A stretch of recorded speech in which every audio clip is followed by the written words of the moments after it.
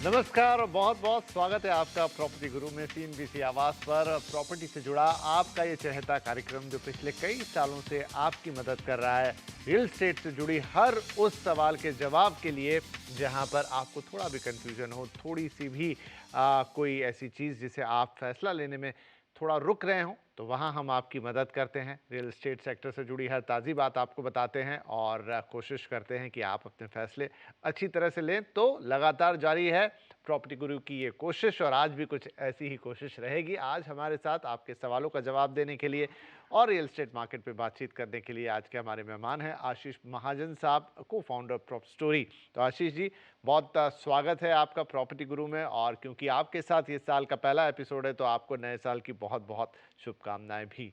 तो चलिए शुरुआत भी कुछ उसी नोट पे कर लेते हैं। तो 2024 की शुरुआत हो गई, 2023 हमने देखा एक अच्छा शानदार साल रियल एस्टेट के लिहाज से। अब 2024 के लिए क्या है उम्मीदें सर?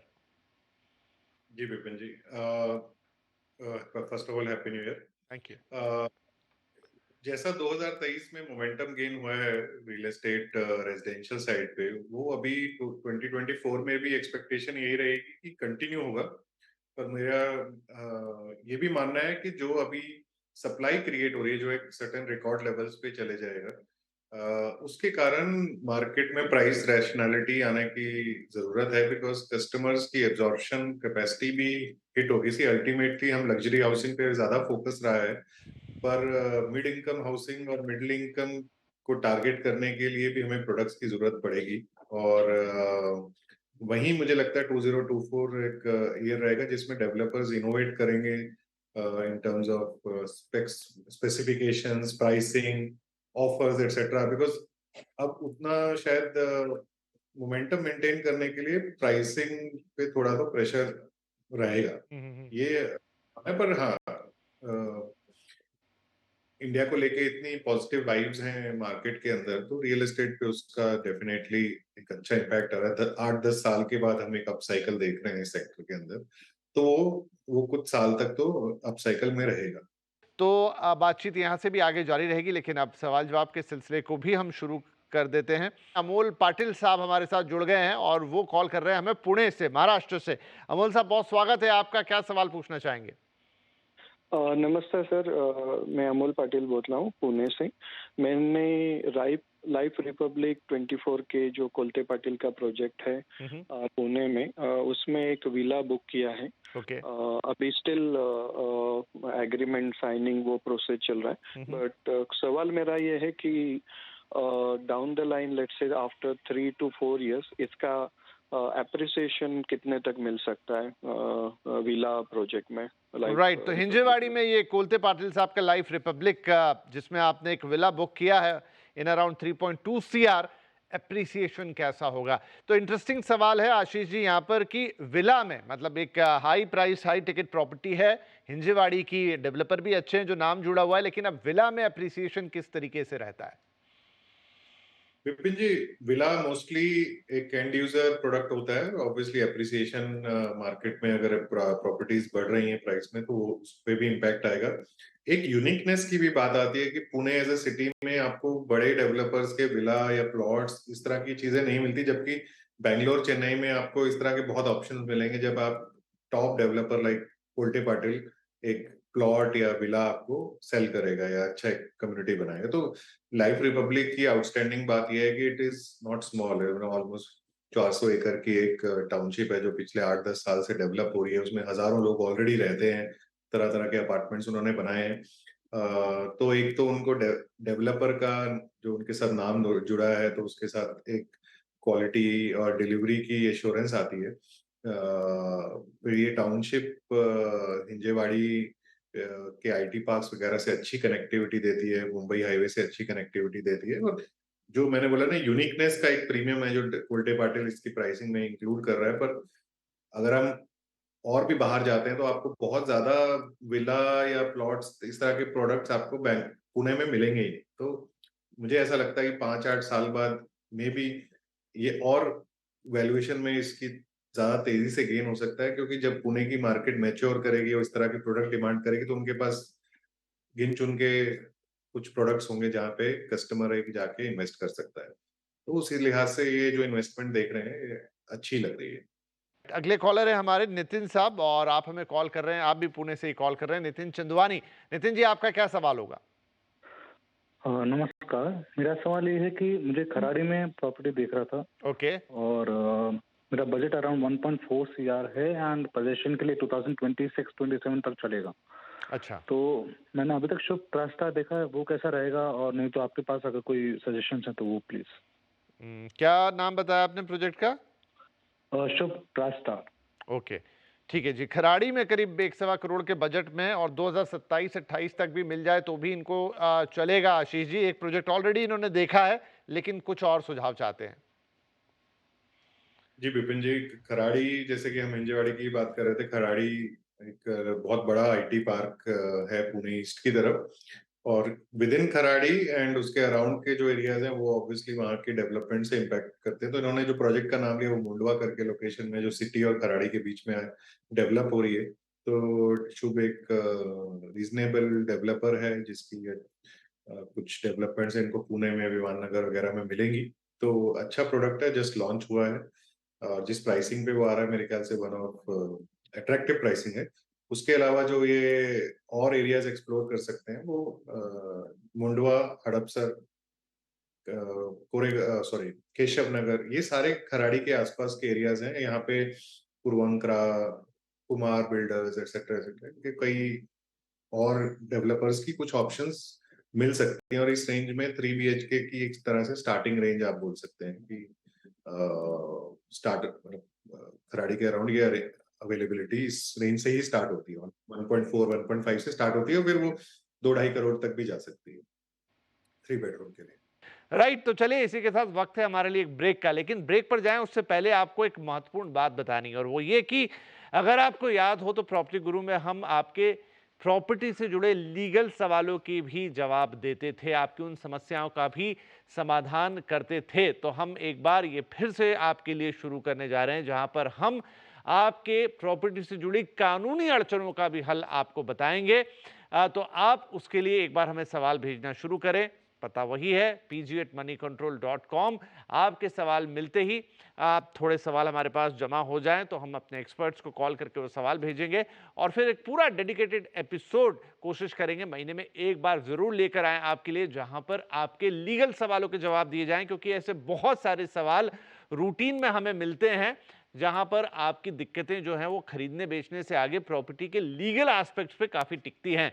तो वो थोड़े इंडिविजुअल सवाल होते हैं, लेकिन कई सवाल ऐसे भी होते हैं जहां पर एक साथ काफी लोगों की एक जैसी समस्याएं निकलकर आती हैं। तो इसीलिए ये दोबारा कोशिश हम करने जा रहे हैं, इसमें आपके सहयोग की जरूरत होगी। आप हमें सवाल भेजें। कुछ सवाल हमारे पास ऑलरेडी है, जैसा मैंने कहा कि कई सवाल आते ही हैं ऑलरेडी, और ये इसीलिए हमारे मन में ख्याल आया, लेकिन कुछ और सवाल आप हमें भेजेंगे तो हम और बेहतर तरीके से इस एपिसोड को प्लान कर पाएंगे। चलिए इसी के साथ एक ले रहे हैं छोटा सा ब्रेक। यहाँ पर ब्रेक के बाद बातचीत जारी रहेगी। Welcome back. आप देख रहे हैं प्रॉपर्टी गुरु, और आपके सवालों के जवाब देने के लिए हमारे साथ बने हुए हैं आशीष महाजन साहब। तो चलिए कुछ और सवाल जवाब के जरिए इस बातचीत को आगे बढ़ाते हैं। अब हम रुक करेंगे राजधानी दिल्ली का, जहां से मनीष कालरा हमें कॉल कर रहे हैं। मनीष जी, बहुत स्वागत है आपका। इनफैक्ट दिल्ली में इस वक्त काफी ठंड पड़ रही है, वी नो, लेकिन सवाल आप अपना बताएं, हम उसका कुछ गर्मा गर्म जवाब देने की कोशिश करेंगे। जी हाँ, नमस्कार। दिल्ली में ठंड है ही है, जैसा आपने कहा जी। मुझे ना इन्वेस्ट करना है नोएडा में, in the sense investment purpose के लिए, चाहे 2 BHK हो या फिर कोई कमर्शियल प्रॉपर्टी हो, मैं उसे इन्वेस्ट करना चाहता हूँ बेसिकली रेंटल पर्पस के लिए और एप्रिसिएशन के लिए, फ्रैंकली स्पीकिंग। जी, ठीक है। हम अभी बात कर ही रहे थे कि नोएडा का जो, या इनफैक्ट NCR का जो प्रॉपर्टी मार्केट है वो काफ़ी हॉट हो गया, और उसका एक बड़ा रीज़न ये भी कि वहाँ पर इन्वेस्टर एक्टिविटी एक बार फिर से हमें देखने को मिल रही है। तो राइट, वैसे ही कुछ सवाल आशीष जी, मनीष जी का, जहाँ पर ये करीब 72 से 80 लाख का बजट रखते हैं और एक इन्वेस्टमेंट पर्पस है। अब ये रेजिडेंशियल प्रॉपर्टी की भी तरफ देख रहे हैं, ये कमर्शियल प्रॉपर्टी भी ले सकते हैं, क्योंकि मुख्य पर्पस है कि पैसे रियल एस्टेट में इन्वेस्ट किए जाएं। जी विपिन जी, दिल्ली NCR में ऑब्वियसली नोएडा और गुड़गांव तो स्टैंड आउट मार्केट आती हैं, और गुड़गांव की अफोर्डेबिलिटी इतनी नहीं है। नोएडा में भी, प्राइम नोएडा में इस रेट पे अब कुछ नहीं मिल सकता है, आपको मेनली ग्रेटर नोएडा में ही एक्सप्लोर करने होंगे कुछ ऑप्शंस, बिकॉज एप्रिसिएशन के कारण 8-10 हजार रुपए पर स्क्वायर फीट रेट अब ऑलमोस्ट ऑल नोएडा सेक्टर्स में हो गए हैं। तो साइजेस अगर 1000 स्क्वायर फीट का मैं अपार्टमेंट देख रहा हूँ तो उसका 1 करोड़ के ऊपर बजट चला जाता है। अगर गुड पार्ट इज की नोएडा, ग्रेटर नोएडा, जेवर के नए एयरपोर्ट से और बाकी जो यूपी में और इंफ्रा डेवलपमेंट्स हो रही हैं, दिल्ली एनसीआर में जो हो रही है, उसका बेनिफिट बहुत स्ट्रांगली आता है। और जो हम लैंड रिलेटेड इश्यूज की बात करते हैं विपिन जी, अब जितनी भी ट्रांजैक्शन नोएडा में हो रही हैं वो ओल्ड पॉलिसी से हो ही नहीं रही हैं। मतलब जो नए प्रोजेक्ट्स हैं उनमें डेवलपर को लैंड खरीदना है तो वो title and all everything in place. तो यही सलाह रहेगी कि ऑनगोइंग प्रोजेक्ट में वो एक सर्टेन रिस्क के साथ जाते हैं कि डेवलपर अपनी सारी लाइबिलिटीज को क्लियर करेगा, या फिर किसी नए प्रोजेक्ट में आप ये असेस करिए कि उसकी लैंड पेड फॉर है कि या ओल्ड पॉलिसी में आती है। तो लेकिन डेफिनेटली ग्रेटर नोएडा ही अपील करेगा, और road connectivity, metro connectivity greater Noida की बहुत ही अच्छी है। एंड बिकॉज अब हैबिटेशन भी उस तरफ बहुत हो गई है, तो कमर्शियल और रेजिडेंशियल दोनों ही वर्केबल सॉल्यूशन है, मतलब इस तरह के प्रोडक्ट के लिए, इस तरह के इन्वेस्टमेंट के लिए। अब हमारे अगले कॉलर हैं नवीन जैन साहब, और आप भी एनसीआर से कॉल कर रहे हैं, गुड़गांव से। लेकिन इस बार नवीन जी बहुत स्वागत है आपका, क्या सवाल रहेगा? धन्यवाद सर जी।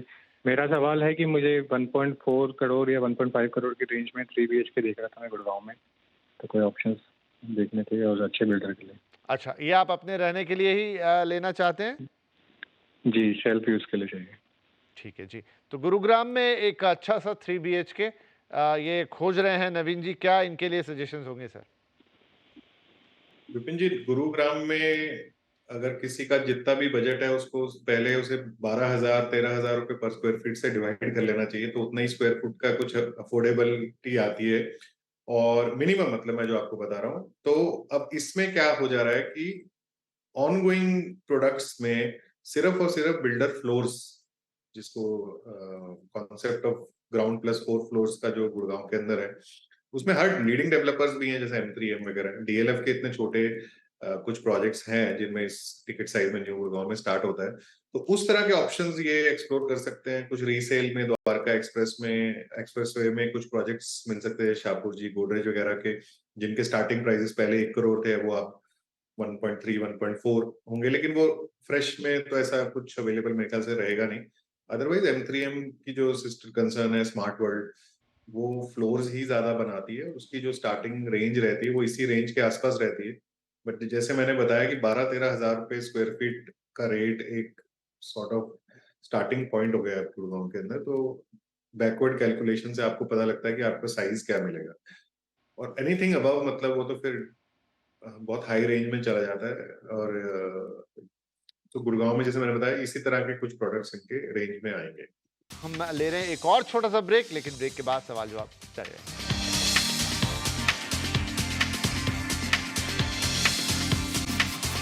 Welcome back. सीएनबीसी आवाज पर जारी है प्रॉपर्टी गुरु, जहां हम दे रहे हैं आपके सवालों के जवाब। आशीष जी हमारे साथ बने हुए हैं और काफी इंटरेस्टिंग बातचीत यहां पर जारी है। तो अब हमारी अगली कॉलर हैं रूपाली अग्रवाल, जो कि हमें अब देश के दक्षिणी हिस्से से कॉल कर रही हैं। तो एनसीआर से चलते हैं दक्षिण की तरफ, बंगलुरु, राजधानी कर्नाटक की और देश की आईटी कैपिटल भी। रूपाली जी, क्या पूछना चाहेंगी आप? सर, हम लोगों ने अभी रिसेंटली फ्लैट खरीदा है जिसका पोजीशन है दिसंबर 25 में।